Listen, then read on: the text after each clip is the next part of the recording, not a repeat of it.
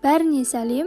Бүгін сіздерге қыстық компоттардың ең оңай жабылу жолын көрсетемін.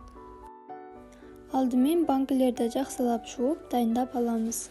Мен банкілерді буға қайнатпаймын. Себебі лок деген тазартқыш сұйықтықтың бір тамшысын құйып, іштерін жақсылап жуып аламын.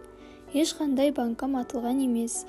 Егер сізде бұл сұйықтық болмаса, жай ғана буға қайнатып алсаңыз болады. Ал банкілердің қақпағын 10-15 минут суға қайнатып аламын. Үйдің айналасында шие көп өсетін болған соң, шиеден компот жабамын.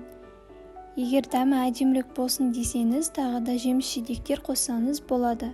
Мысалға алхоры, алма деген сияқты. Оларды жақсылап 2-3 қайтара жуып, банкілерге жартылай толтырып саламыз.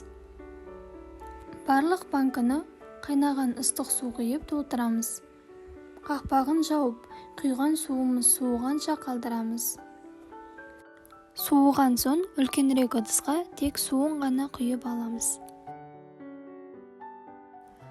Әр 2 литрге 200 грамм деп есептеп, құйған банкының санына қарай қант саламыз. Бәрін құйып алғаннан кейін бір араластырып, жақсылап 2-3 минут қайнатып аламыз. Қантпен бірге қайнап шыққан компоттың суын қайтадан ыстық күйде банкіге құямыз. Банкі жауатын құрылғымен қақпақтың ішінде ауа қалмайтындай тығыздап жабамыз.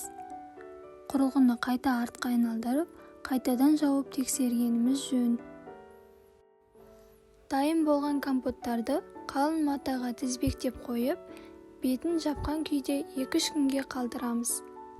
Сіздерге компот басудың оңай әдісі ұнаған болса, видеома лайк басып, комментарий жазып кетіңіз және каналыма тіркелуді ұмытпаңыз.